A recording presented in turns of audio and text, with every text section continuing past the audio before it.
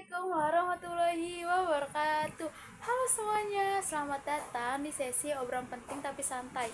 Perkenalkan, nama saya Dalia Rahma. Sekarang kuliah di Universitas Muhammadiyah Profesor Dr. Hamka, Prodi Bimbingan dan Konseling. Sebelum kita bahas topik yang seru, saya mau kasih tau info yang keren nih. Kamu pengen kuliah di kampus yang unggul dan punya kualitas? Yuk gabung ke Universitas Muhammadiyah Profesor Dr. Hamka atau disebut UHAMKA. Nah, UHAMKA itu kampus yang ternama membekali kamu dengan ilmu, akhlak mulia, dan keterampilan agar siap kerja. Dan buat kamu yang suka banget bantu orang lain, jadi pendengar yang baik, dan pengen jadi ahli di bidang perkembangan diri, pilih Prodi Bimbingan dan Konseling BK UHAMKA. Nah, lulus BK UHAMKA ini dijamin jadi pribadi yang matang dan profesional. Oke, siap? Sekarang kita masuk ke topik faktor-faktor yang mempengaruhi perkembangan pribadi. Yeay. Coba saya mau tanya, kamu pernah kepikiran nggak kenapa kamu dan teman-teman kamu punya kepribadian yang berbeda-beda? Nah, itu semua ada hubungannya yang sama yang namanya perkembangan pribadi. Menurut Sari dan kawan-kawan tahun 2024, ini adalah proses seseorang berubah dan membentuk kepribadiannya dari cara kita berpikir, bersikap sampai interaksi. Nah, tujuannya apa? Biar kita belajar kenal potensi, kendalikan emosi, dan paling penting, tumbuh jadi versi terbaik dari kita sendiri. Sekarang kita bahas 7 faktor keren yang mempengaruhi kita. Yang pertama, faktor keluarga. Keluarga adalah tempat pertama di mana kita belajar tentang kehidupan. Dari keluarga kita belajar berbicara, bersikap sopan, berinteraksi, hingga mengenal arti kasih sayang dan tanggung jawab orang tua dan anggota keluarga yang menjadi contoh nyata yang kita lihat setiap hari. Cara mereka berbicara, menyelesaikan masalah, dan memperlakukan orang lain akan terekam dalam diri anak. Misalnya, seseorang anak yang setiap pagi melihat ayah dan ibu saling menyapa dengan lemah lembut, makan bersama, dan berdoa sebelum beraktivitas. Dari kebiasaan sederhana itu, anak belajar tentang rasa hormat, kebersamaan, dan nilai-nilai spiritual.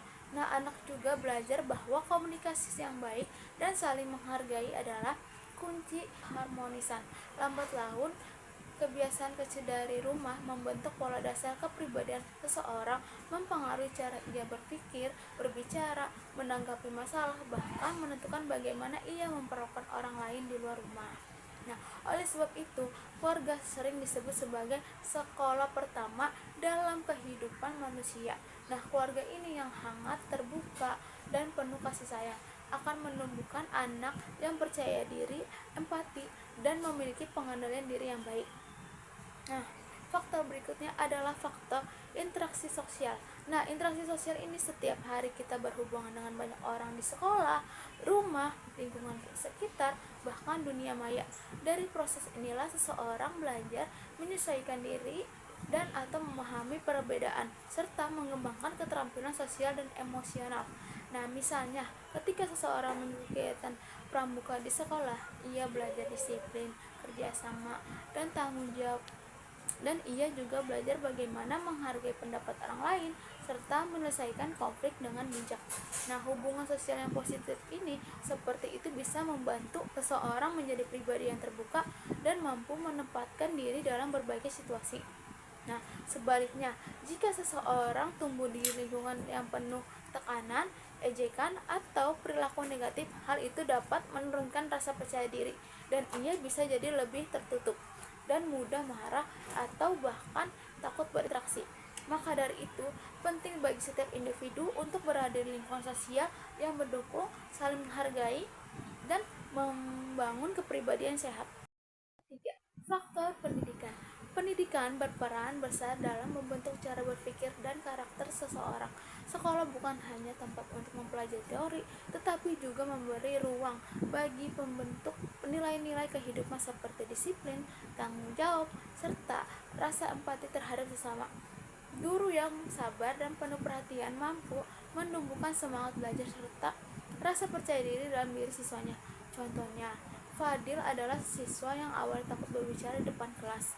Nah, Namun karena gurunya terus memberikan dorongan, kesempatan, dan pujian atas setiap usahanya, Fadil ini perlahan tumbuh menjadi lebih berani dan terbuka. Hal-hal kecil ini semacam itu mampu menciptakan perubahan besar dalam diri seorang anak. Lingkungan pendidikan yang baik juga mengerjakan siswa untuk berpikir kritis, menghargai pendidikan, dan belajar dari kegagalan. Dengan begitu, pendidikan tidak hanya mencetak siswa yang cerdas secara akademik, tetapi juga membentuk pribadi yang kuat, mandiri, dan berkarakter positif. Nah, yang keempat, faktor genetik. Nah, selain lingkungan, faktor bawaan atau genetik turun mengurangi perkembangan pribadi seseorang. Setiap individu lahir dengan potensi dan sifat khas yang unik. Ada yang sabar, ada yang tegas, ada yang pula penuh imajinasi atau cepat beradaptasi. Contohnya seseorang yang lahir dari keluarga yang dengan bakat seni mungkin juga memiliki kemampuan serupa, namun potensi itu baru bisa tumbuh jika mendapat dorongan dan kesempatan yang tepat. Sebaliknya, tanpa dukungan lingkungan, bakat yang dimiliki bisa saja tidak berkembang optimal. Faktor genetik yang menjadi fondasi awal, sedangkan arah perkembangan sangat ditentukan oleh pengalaman dan lingkungan. Nah, itulah mengapa gen hanya menjadi titik awal, sementara lingkungan yang menentukan bagaimana seseorang membentuk dirinya menjadi pribadi yang dewasa dan matang. Faktor pengalaman hidup. Setiap pengalaman hidup memberikan pelajaran berharga yang membentuk cara kita berpikir dan bertindak. Melalui pengalaman, seseorang belajar memahami dirinya, mengelola emosi, serta menumbuhkan rasa tanggung dan percaya diri. Misalnya, Tania pernah gagal saat mengikuti lomba pidato. Waktu itu, ia sempat kecewa dan tidak merasa mampu. Namun, berkat dorongan dari gurunya dan teman-temannya, Tania bangkit, memperbaiki kesalahan, berlatih lebih keras, dan akhirnya berhasil memenangkan lomba berikutnya. Dari pengalaman itu, Tania belajar arti ketekunan dan keberanian untuk mencoba lagi. Setiap peristiwa yang kita alami, baik yang menyenangkan maupun yang berat, membentuk kepribadian kita sedikit demi sedikit. Sebab itulah pengalaman hidup seharusnya tidak dipandang sebagai kegagalan atau keberhasilan semata, melainkan kesempatan untuk belajar dan memperbaiki diri agar menjadi pribadi yang lebih kuat. Keenam, faktor teknologi dan media. Di era digital seperti sekarang, teknologi dan media punya peran besar dalam mempengaruhi perkembangan pribadi. Lewat internet, kita bisa belajar hal-hal baru, menambah wawasan, serta memperluas relasi. Media sosial pun dapat menjadi sarana untuk berekspresi dan berkreasi. Namun, tidak semua pengaruh teknologi bersifat positif. Jika tidak digunakan secara bijak, seseorang bisa menjadi terlalu bergantungan pada gawai, kehilangan fokus, bahkan mengalami penurunan kemampuan sosial. Misalnya, seseorang yang suka menonton konten edukatif atau motivasi di media sosial akan merasa terinspirasi untuk belajar hal baru dan terus meningkatkan kualitas dirinya. Tapi di sisi lain, kalau teknologi digunakan secara berlebihan, hal itu bisa membuat kita lupa waktu, kehilangan fokus, bahkan berkurangan interaksi dengan orang-orang di sekitar. Maka pengguna teknologi sebaiknya diarahkan untuk hal-hal yang bermanfaat dan membangun. Jadi, teknologi sebagai alat untuk mengembangkan potensi diri dan memperluas wawasan, bukan sebagai pelarian dari kenyataan. Faktor spiritualitas.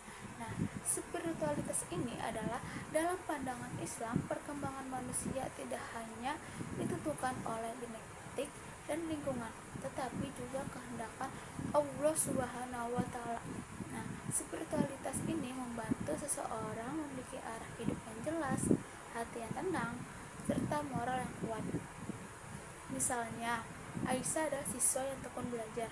Ketika ia gagal dalam ujian, ia tidak larut dalam kecewaan. Dengan penuh keyakinan, ia berkata, "Mungkin Allah ingin aku belajar lebih sabar dan berusaha lebih sungguh-sungguh." Berkat keyakinan itu, ia terus berusaha hingga akhirnya mendapatkan hasil yang lebih baik di ujian berikutnya. Nah, nilai spiritualis seperti ini menumbuhkan kesabaran, rasa syukur, dan keikhlasan. Hal tersebut membuat seseorang tetap kuat menghadapi cobaan hidup Itulah mengapa spiritualitas menjadi salah satu faktor penting dalam membentuk pribadi yang seimbang antara usaha dan keimanan. Oke, yang tadi saya sudah jelaskan mengenai faktor-faktor pada masalah-masalah kepribadian individu. Contoh kasus yang sesuai seperti misalnya, seorang remaja tumbuh tangguh dan percaya diri karena didukung keluarga dan sekolah. Dia belajar dari kegagalan dan punya nilai spiritual yang menuntutnya. Atau siswa yang jadi disiplin dan produktif berkat bimbingan guru dan tahu cara memakai teknologi untuk hal yang membangun. Nah, jadi intinya perkembangan pribadi kita dikombinasi faktor internal dan eksternal. Dengan lingkungan yang mendukung dan bimbing yang tepat, kamu bisa jadi pribadi yang baik dan tangguh, disiplin, percaya diri, dan mampu mengembangkan potensi diri secara optimal. Kesimpulan materi semuanya, perkembangan pribadi itu adalah proses panjang pembelajaran hidup. Teruslah berusaha memahami diri, perbaiki kekurangan, dan kembangkan potensi. Sampai ketemu di sesi obrolan penting tapi santai berikutnya ya. Saya Dahlia Rahma izin pamit. Salam pribadi yang matang. Assalamualaikum warahmatullahi wabarakatuh. Dadah.